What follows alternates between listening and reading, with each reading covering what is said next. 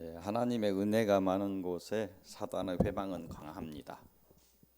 오늘도 말씀을 준비하면서 여러 가지 치고 오는 현상들이 있습니다.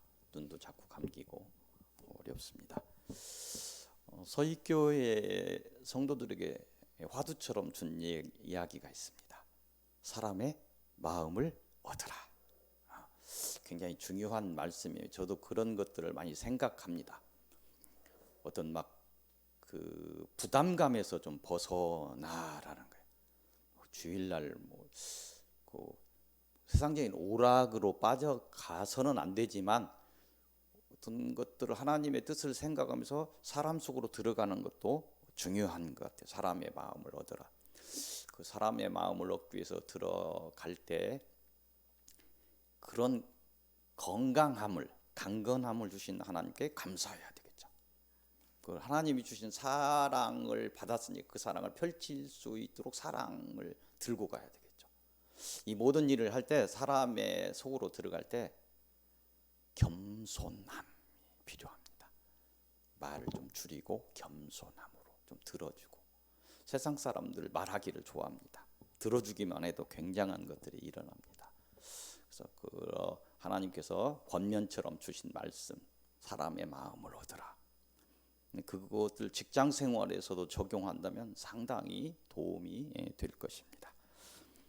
오늘 설교의 제목과도 관련이 있어요. 아까 잠깐 묵상하면서 서두를 어떻게 이야기할까를 하는데 그런 제 얘기 이런 말씀을 드리는 것들이 오늘 설교의 제목이 열매를 맺으라. 사람의 마음을 얻어야 열매를 얻습니다. 이미 추락할 대로 추락해 있어요. 이 기독교에 관한 세상에 보는 시각이. 그래서 많이 우리들이 조심해야 될 것 같습니다. 열매를 맺으라 이런 말씀은 하나님의 구속의 작정과 관련이 있는 말씀입니다. 그래서 하나님의 뜻을 따라서 이 땅에서 자신의 사명을 감당해서 하나님의 생명을 세우라 이런 말씀일 것입니다. 설교 서두에 먼저 묵상해 보려는 것은 이 열매를 맺기 위해서 우리가 해야 할 일은 무엇일까? 긴급하게 해야 될 것은 무엇일까? 이런 것입니다. 하나님의 명령을 따라서 생명의 열매를 맺기 위해서 해야 될 일의 처음은 말씀에 관한 것입니다. 말씀이 준비가 되어야 되겠죠. 말씀이 준비되어 안 된 상태에서 내가 아무것도 갖추지 않았는데도 사람 속으로 들어가라고 한다면 나는 그 속에서 죽어버리죠. 내가 높이 선 자로 이제 사람 속으로 들어가라는 이야기입니다. 훈련을 할 만큼 했어요. 들을 만큼 들었어요. 입이 잘 안 떨어지지만 무언지는 알겠어. 아멘? 그러죠? 무언지는 알아.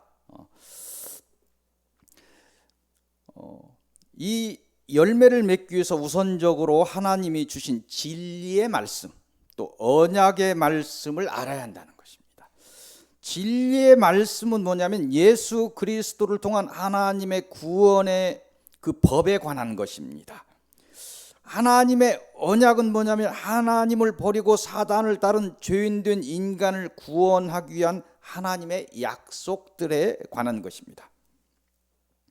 구원에 관한 진리의 말씀들을 어디서 찾을 수 있냐면 처음에 예수께서 직접 공생의 기간에 전하셨죠. 우리에게 전하셨고 그걸 들은 제자들 마태, 마가, 누가, 요한 같은 그런 제자들이 그 말씀들을 모아서 복음서로 기록해서 전했습니다. 그 진리의 말씀들이 그 안에 있습니다. 또 이렇게 더 깊게 준비된 걸 보면 바울이 로마서에 이르르면 믿음으로 이루는 구원에 관한 진리의 말씀이 거의 완성되었다 이렇게 볼 수 있습니다. 이렇게 우리에게 진리의 말씀들이 전해지고 있습니다. 하나님의 명령을 따라 생명의 그 열매를 맺기 위해서 해야 될 일의 두 번째는 기도입니다. 많이 들은 거죠. 말씀 기도. 믿는 자가 기도로서 얻는 유익이 있습니다. 그 유익은 하나님의 자녀가 기도로서 필요한 창과 방패, 영적 싸움에 필요한 창과 방패를 얻게 된다는 거죠. 상징적인 이야기죠. 창이라 하면 무엇일까? 사단의 저주를 분별하고 물리치며 사명 속에서 무너진 그런 사람들을 세우는 권세, 지혜, 권능 이런 것들을 예로 들 수 있을 것입니다. 이건 창과 같은 것이 싸움에서 필요한 것들입니다. 이것들이 없다면 사단과의 영적 싸움은 불가능에 가까울 것입니다. 이 시대의 사명자라고 일어서서 성령도 사라져버린 상황 때 죽은 말씀이 죽었다는 것이 아니고 죽은 자가 들은 말씀이 창이 될 수 없습니다. 그리고 영을 분별하는 지혜도 없고 영을 물리치는 권세도 없는데 어떤 싸움을 할 수 있겠습니까? 기가 막힌 일들이 일어나고 있습니다. 이런 것들이 없다면 사단과 영적 싸움은 불가능하다, 이렇게 단언할 수 있습니다. 방패라 함은 뭐냐면 사단의 미혹으로 오는 시험을 이기게 하는 하나님이 세우시는 전신갑주, 또 하나님이 주시는 사랑, 감사, 그런 성품들입니다. 하나님의 자녀는 사단에 속한 세상 속에서 이런 보호의 방패를 통해서 사단의 시험을 이기고 생명의 길을 가게 되는 것입니다. 하나님의 명령을 따라서 생명을 맺기 위해서 이 교회 공동체나 이런 곳에서 해야 될 일의 세 번째는 전도입니다. 전도는 예수 그리스도가 전한 구원의 복음을 세상을 향해서 전하는 것을 말합니다. 하나님의 자녀가 전도를 통해서 얻는 유익이 있습니다. 그 유익은 생명을 살리는 일입니다. 굉장한 것이죠. 한 생명이 천하보다 귀하다고 하는데 천하보다 귀한 생명을 살리는 일입니다. 우리도 누군가의 그 도움을 받아서 하나님의 은혜 속에서 이 생명이 되었습니다.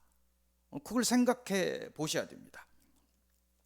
또 생명을 살리는 것과 천국을 확장하는 것에 전도의 유익이 있습니다. 생명을 살리는 일은 전도를 통해서 타인의 생명을 살리는 일을 말합니다. 이를 통해서 하나님의 은혜를 받아서 또한 자신의 생명을 보장받게 됩니다. 타인의 생명을 살릴 때 자신의 생명을 보장받게 된다는 거예요. 사명을 감당할 때, 인간의 일도 마찬가지죠. 누가 훌륭하게 사명을 감당할 때 거기에 그 사명을 정말 10사람 먹고 혼자 하고 있다 온다면 그 어떤 화력이나 어떤 물질이나 이런 걸 다 쏟아 부어 주겠죠. 위에서 시키는 입장에서 바라본다면 그렇다는 것입니다. 그래서 타인의 생명을 살리는 일을 할 때 자신의 생명을 보장받게 됩니다. 또한 이런 전도를 통해서 유형, 무형의 교회가 세워집니다. 우리가 보이는 이 교회, 보이진 않지만 성령을 부르는 사람들의 모임, 이런 유형, 무형의 교회가 세워지면서 이 땅에 천국이 확장되게 되는 것입니다. 아멘. 하나님의 명령을 따라서 생명의 열매를 맺기 위해서 해야 될 일의 네 번째는 인도입니다. 전도도 하는데 인도도 필요합니다. 우리의 지금 전도의 어떤 생명을 살리는 것의 방법들을 이야기하고 있습니다. 이 인도는 하나님이 우리를 인도하셨듯이 새로 믿는 사람들을 생명의 길로 이끄는 것을 말합니다. 우리가 새 신자를 인도함에 있어서 필요한 것은 사랑과 겸손과 희생입니다. 새 신자는 사단의 회방을 더욱 강하게 받기에 우리의 희생이 필요합니다.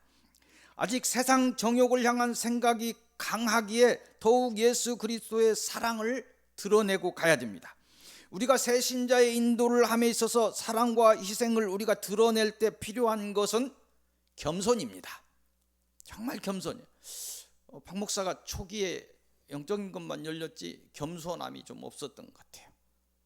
그냥 막 40년 50년 된 막 사모님한테 회개하라 하는 게 깜짝 놀라서 다 도망가. 회개해야 되죠. 회개해야 되는데 좀 방법이 좀 필요했을 때, 지금 같으면 그렇게 안 했을 텐데 그냥 막 강하게 막 맞는 얘기인데 사람의 죄성이 도망가 버립니다. 그래서 겸손이 필요하다, 지혜가 필요하다는 거예요. 새 신자는 신앙에 있어서 어린아이 같은 유약함이 있다는 것을 생각하시고 겸손으로 저들을 섬겨서 새 생명을 잉태해야 할 것입니다. 하나님의 명령을 따라서 생명의 열매를 맺기 위해서 해야 될 일의 다섯 번째는 상담입니다. 상담이 필요합니다. 이 상담은 전도와 인도를 통해서 하나님 앞에 나온 자를 하나님의 공동체에 드리기 위한 마지막 단계입니다. 상담을 거치지 않고 그냥 그런 것도 모르고 아무나 앉혀놓으면 안 됩니다. 교회가 문제가 생깁니다. 상담을 맡은 자가 있습니다. 이것도 사명일 수 있습니다. 상담을 맡은 자는 이들의 영육의 상태를 점검할 수 있는 사람이 상담을 맡아야 되겠죠. 아무나 맡을 수 없는 사람, 이 사람의 상태를 볼 수 있어야 됩니다. 영육의 상태를 점검하고 치료하고 세우고 하나님의 복음을 바로 전해서 그들이 그 말씀을 받고 회개하고 그 고백을 통해서 믿음을 세우는 그런 일을 상담을 맡은 자는 감당해야 될 것입니다. 이건 뭐 어차피 하나님이 세우셔서 달란트를 준 자가 쓸 수밖에 없습니다. 물론 전도와 인도의 단계에서 상담이 동시에 이루어질 수도 있습니다. 상담을 맡은 자는 나가서 할 때 이루어질 수도 있죠. 근데 대개 이제 그 교회 공동체가 좀 커지면 이게 분리가 되어야 됩니다. 분리가 돼서 뭐 전도하시는 담당자는 열심히 전도 이렇게 하시고 인도하고 상담을 맡은 사람은 상담하고 이렇게 해야 됩니다. 그래서 상담의 지혜를 얻지 못했다고 한다면 어설프게 물을 접근하는 것은 조금 고려해 봐야 됩니다. 하나님은 우리의 모든 노력을 보시고 합해서 선을 이루심을 믿고 각자의 사명을 감당하면 될 것입니다. 아멘. 하나님의 명령을 따라서 생명의 열매를 맺기 위해서 해야 될 일 여섯 번째는 양육입니다. 양육. 상담을 거쳐서 하나님의 자녀가 되고 교회의 일원이 된 사람들을 양육해야 되는 이유가 있습니다. 스스로 자신의 생명을 지킬 수 있도록 조금 양육해야 되죠. 처음에 나무 심고 또 뭐 거름도 주고 이렇게 잘해서 어느 정도 되어야 병해충도 이기고 이렇게 합니다. 기본적인 뭘 가르치고 뭘 해야 됩니다. 기도도 가르치고 말씀도 가르치고 교회 안에서 공동체의 어떤 규범 같은 것도 가르치고 이렇게 해야 되겠죠. 또 각자에게 주어지는 사명을 스스로 이제 감당하게 해야 됩니다. 그래서 양육이 필요한 거예요. 자신의 생명을 지킨다. 그런 얘기는 뭐냐면 진리의 말씀을 통해서 믿음을 더욱 굳건하게 세우고 예수 그리스도가 전하신 언약을 통해서 소망을 확실하게 하며 하나님의 뜻을 따라서 하나님의 사랑을 충만하게 갖게 해서 사단을 시험을 이기게 하는 것, 이게 자신의 생명을 지키는 사람을 만드는 기본적인 생각입니다.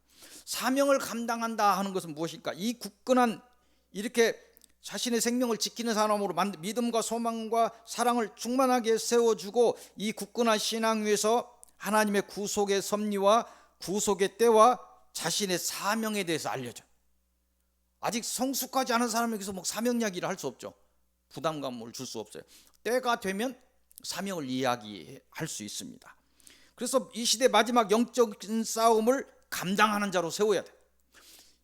사명을 감당하는 자로 못 세우면 누군가 그를 도와야 되는 거예요. 그럼 누군가를 도울 수 있는 자로 세우는 것이죠. 굉장히 하나님의 자녀이면서 제자여야 됩니다. 예수께서 그렇게 하셨습니다. 그런 자신의 생명을 지키는 사람이 되고 더 나아가서 사명을 감당하는 사람으로 키워야 된다. 이게 양육이라는 것입니다. 하나님의 명령을 따라서 생명의 열매를 맺게 하기 위해서 할 일의 마지막은 정착입니다. 정착하게 하는. 이 정착의 필요성은 교회를 세우기 위함입니다. 사람이 정착하지 못하면 왔다 가고 하면 교회가 잘 세워지지 않습니다. 이 서유교회도 많이 오긴 왔는데 정착을 못 오고 많이 갔어요. 그래서 이제 이런 부분들에 기도를 해보면 물론 뭐 박 목사의 덕목이 없어서일 수도 있겠고 세상적인 마인드, 작은 교회에 그 작은 곳에 무슨 선한 것이 있겠는가, 큰 교회의 목사님은 선한 것이 있을 것 같고 세상적인 마인드가 그럴 수 있어요. 그래서 작은 교회에서 정착을 잘 안 하려는 것들도 있고, 또 서익교회의 영적인 부분들이 너무 강해서 그걸 못 이기고 나가신 분들도 있고 그렇습니다. 그래서 교회가 정착이 굉장히 필요합니다. 그래서 정착을 시켜야 되는 것은 합해서 선을 이루기 위해서 공동체가 조금 돼야 되겠죠. 공동체가, 교회가 조금 세워져야 됩니다. 그래서 마지막 때 이렇게 동물들도 이렇게 보면 그 물고기들도, 작은 물고기들은 떼를 이루죠. 크게 보이기 위해서. 공중의 새들도, 작은 새들은 떼를 이루는 경우가 많습니다. 떼를 이루서 막 크게 이렇게 움직이고, 동물의 왕국 같은 거 보더라도 작은 초식 동물들은 막 떼를 이루어서 이렇게 막 하죠. 이런 것들이 영적인 싸움에 유효합니다. 혼자서 싸우기는 쉽지 않아요, 이 싸움이. 그래서 합해서, 그래서 교회의 중요성이 있습니다. 교회의 유형 무형의 이 교회들의 중요성이 있다는 거예요. 하나님이 함께 하시는 이 교회들은 이 힘이 있어요. 큰 힘으로 하나님께서도 함께 하시지만 합쳐서 각 지체로서의 힘들이 있어요. 내가 쓰러질 때 일으켜 세울 수 있는 사람이 있다는 거예요. 아멘. 중요합니다. 그래서 교회는 이렇게 그 공동체가 될 때 큰 힘으로 사단과 싸울 수 있게 됩니다. 교회 각 지체로서 자신의 역할을 할 때 우리는 사단을 이기고 합해서 선을 이루게 될 것입니다. 마지막 시대의 하나님의 자녀들의 역할은 작지 않습니다. 한 영혼이 천하보다 귀하다는 말씀을 가슴에 새겨야 될 것입니다. 내가 전하는 한 사람 이 일이 천하보다 귀하다고 이야기하는 거예요. 그래서 마지막 시대의 하나님의 이 자녀들의 역할을 적지 않다는 거예요. 말씀으로 무장하시고 기도로서 하나님이 주시는 힘을 얻어서 복음을 전하여 새 생명을 잉태해야 할 것입니다. 교회 안에서 서로가 하나 되어서 자신의 생명을 감당하고 이 시대에 하나님이 원하시는 선을 이루어야 할 것입니다. 여러분들의 사명 감당의 고백과 그 실천의 발길 앞에 하나님은 크신 은혜로 여러분들에게 보답할 것입니다. 아멘. 오늘 주시는 서론의 말씀을 봅니다. 에스겔서를 지금 보고 있습니다. 에스겔서 3장 22절 27절까지 서론의 말씀으로 봅니다. 이것을 통해서 주시는 말씀은 입을 열라 이렇게 이야기합니다. 입을 열라, 열매를 맺으라 이렇게 제목처럼 얘기했는데 입을 열라. 이 에스겔 선지자는 이스라엘의 파수꾼의 역할로 사명을 받았습니다. 파수꾼은 지키는 자이기도 하고 위험을 알리는 자이기도 합니다. 에스겔은 바벨론 포로된 지 5년쯤에 부름을 받았다고 합니다. 초반에 그의 사역은 보면 행동으로 뭘 보이는 것입니다. 눈에 띄는 행동, 이상한 행동을 하면서 이스라엘 백성에게 하나님의 진노를, 이 심판을 받은 이유 같은 거, 이 심판에 대한 그런 것들을 시작하는 거였으니, 그러니까 이제 시작했죠, 심판이. 그거에 대해서, 하나님의 진노에 대해서 눈에 띄는 만한 행동을 합니다. 그렇게 하면서 사람들에게 알렸다. 이렇게 말로 알려서 듣지 않을 정도로 악해졌다는 것입니다. 행동으로 이렇게 이상한 행동을 하면서 하나님의 뜻을 알렸습니다. 오늘 본문을 보면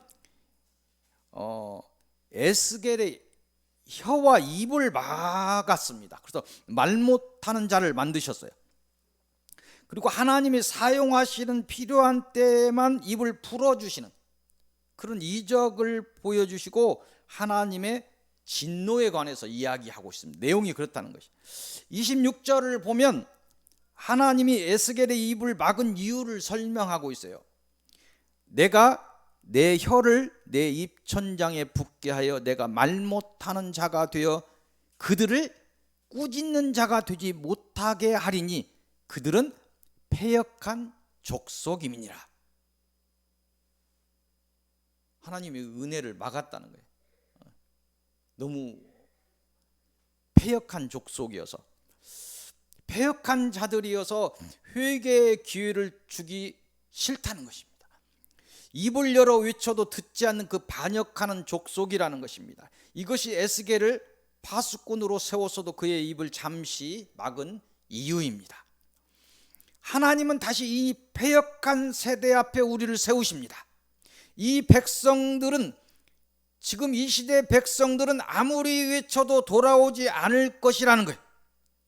어제 한 사람을 만났는데 아무리 기도를 해봐도 자기 생각이 강하고 물질에 빠져 있어서 복음이 들어갈 것 같지 않더라고요. 그래서 사람의 마음을 조금 얻는 정도로만 이야기 좀 하고 더 이상 들어갈 수가 없어요. 이 시대가 그렇다는 거예요. 아무리 외쳐도 돌아오지 않을 것을, 이 백성들, 이 시대 사람들을 돌아오지 않을 것을 아시면서도 오늘 은혜를 말씀하십니다. 이게 하나님의 공의입니다. 그럴 일은 없지만 마지막 시대, 하나님이 언제 마지막 시대에 우리에게 외쳤습니까? 회개할 기회를 줬습니까? 이렇게 이야기할 수도 있어요. 비유를 들자면 그렇다는 것입니다. 공의예요. 아시지만, 돌아오지 않을 것을 아시지만 오늘 은혜를 말씀하십니다. 우리들을 향해서 입을 열어서 회개를 외치라 말씀하십니다. 아멘. 열려있는 은혜에 대해 사명을 감당하시고 깊은 복에 이르시기를 바랍니다. 여러분의 사명의 발길 앞에 소망하는 모든 사람들이 하나님의 은혜를 잊기를 기도드립니다. 오늘 주시는 본론의 말씀은 조금 앞쪽입니다. 에스겔 3장인데 16절에서 21절까지를 본론으로 봅니다. 이곳을 통해서 주시는 말씀은 깨우치라, 깨우치라. 이곳의 내용은 뭐냐면 하나님의 음성을 듣고 이스라엘 백성을 깨우치라는 것입니다. 악인이라 정한 자들도 이 경고를 듣고 깨우쳐 악에서 돌아오지 않으면 죽으리라 이렇게 경고합니다. 의인이라 하는 자들도 공의에서 벗어나 악을 행하고 돌이키지 않는다면 죽으리라 이렇게 경고하십니다. 아무리 하나님의 은혜를 받았던 사람도 지금 하나님께서 벗어나 있다면 죽으리라 이렇게 이야기하는 것입니다. 의인이 악을 행하였으나 이 경고를 듣고 깨우쳐 돌이킨다면 정녕 살리라. 아직 은혜가 열려 있음을 하나님께서 말씀하십니다. 어느 누구도 이 사단과 싸움에서 끝까지 이기리라 장담할 수 없을 것입니다. 영적 싸움을 감당해 보신 여러분들은 알 것입니다. 저도 두렵습니다. 감히 이 싸움을 하나님의 은혜 없이 이기리라 장담할 수 없습니다. 날마다 오는 것은 내 힘보다 큰 힘들이 옵니다. 하나님의 은혜로 이기고 여기까지 왔습니다. 오늘 주시는 이 경고의 말씀은 이 설교를 듣고 있는 이 서유교회 우리에게 주시는 말씀입니다. 끝까지 사단이 주는 미혹에서 벗어나시기를 바랍니다. 세상 정욕을 향한 끝없는 미혹을 이기시기를 바랍니다. 이 경고를 따라 자신의 신앙을 점검하시기를 바랍니다. 그래야 스스로 깨우쳐 의에 이르시고 죽어가는 사람들을 깨우치는 사명을 감당하셔서 하나님이 준비한 복에 이르시기를 바랍니다. 오늘 주시는 결론의 말씀은 요한복음, 처음 봤던 요한복음 12장 20절에서 36절까지입니다. 이곳을 통해서 주시는 결론의 말씀은 열매를 맺으라 이런 말씀입니다. 이 내용은 뭐냐면 유월절을 맞아서 예루살렘으로 가셨어요. 유월절 기간 동안에 저 갈릴리 북쪽에 계시다가 예루살렘으로 유월절 절기를 맞으러 이렇게 왔다 갔다 하십니다. 3년의 공생의 기간이 그런 것들을 보여주고 있어요. 거기에서 일어난 이적과 기사들이 복음서에 많이 있습니다. 그 예루살렘으로 가신 유월절을 가셔서 예루살렘으로 가신 예수께서 자신의 사명에 관한 때가 이르렀음을 아셨습니다. 그래서 이 제자들을 향해서 이 세상에서 들리게 된다 이렇게 이야기합니다. 알려지게 된다. 알려지죠. 알려지면서 드러나면서 어떤 시기와 질투의 대적들의 그걸 받으면서 자신의 사명 고지하고 또 죽음을, 자기의 사명과 죽음을 고지하고 있습니다. 그런 중에 남은 제자들의 사명에 관해서 권면하시는 것이 오늘 그 내용입니다. 다시 말해서 예수께서 자신의 사명을 감당하고 난 뒤에 제자들의 때가 이르렀을 때 제자들에게 하나님의 뜻을 따라 예수 그리스도의 뒤를 따라서, 내 뒤를 따라서 생명 살리는 사명을 감당하라, 이 말씀을 하고 있습니다. 따고 간 뒤에 너희들이 사명을 감당해야 할 것들이 있다, 이 이야기를 하고 있다는 것. 입을 열어서 진리의 말씀을 전하시고 깨우쳐 생명에 이르게 하시기를 바랍니다. 여러분들이 기도하는 사람들이 있어요. 고륙도 있습니다. 자녀들이 있습니다. 이걸 오늘 여러분들의 사명을 이야기하는 것입니다. 각자 맡은 사명의 막중함을 깨달아서 사랑과 겸손으로 전도의 사명을 완수하시기를 바랍니다. 깨달아서 행하여 복에 이르시기를 바랍니다. 여러분 모두가 이 복의 수혜자들이 되시기를 바랍니다. 기도하겠습니다. 심판하시는 하나님, 마지막 때를 말씀하시면서 우리의 사명을 말씀하시는 하나님의 권면의 말씀을 듣습니다. 저희에게 지혜를 주셔서 때를 분별하게 하시고 저희에게 권세를 주셔서 사단의 힘을 이기고 세상을 향해 담대하게 복음을 전하게 하소서. 생명 살리는 사명이 얼마나 귀한 일임을 저희가 깨달았사오니 저희의 닫힌 입을 열어주시고 전하게 하셔서 그들을 깨우치게 하옵소서. 이 일들의 은혜를 더하셔서 열매로 생명을 잉태하게 하소서. 하나님의 영광을 위하여 저희를 사용하소서. 하나님의 사랑과 긍휼이 이 땅에 내려서 덮이기를 기도합니다. 모든 말씀 주 예수 그리스도 이름으로 기도합니다. 아멘.